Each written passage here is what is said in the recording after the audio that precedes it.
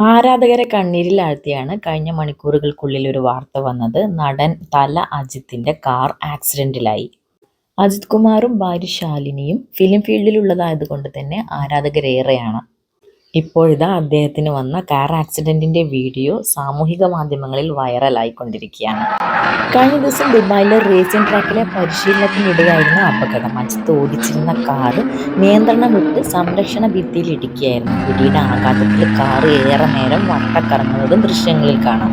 24H Dubai 2025 എന്നറിയപ്പെടുന്ന 24 മണിക്കൂർ റേസിനായുള്ള പ്രാക്ടീസിലായിരുന്നു അജിത്തും ടീമംഗങ്ങളും.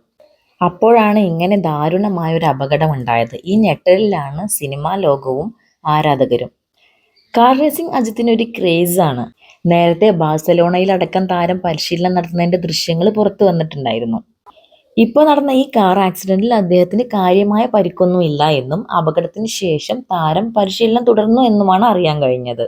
അജിത്തിന്റെ car തല കുത്തനെ മറിഞ്ഞു, അജിത്തിന് ആക്സിഡന്റ് എന്ന് പറഞ്ഞപ്പോൾ ആരാധകർ ഒരുപാട് പേടിച്ചുവെങ്കിലും ഇപ്പോൾ പുറത്തു വരുന്ന വാർത്തകൾ അജിത്ത് ആരോഗ്യവാനായിരിക്കുന്നു, യാതൊരു കുഴപ്പമില്ല എന്നുള്ളതാണ്.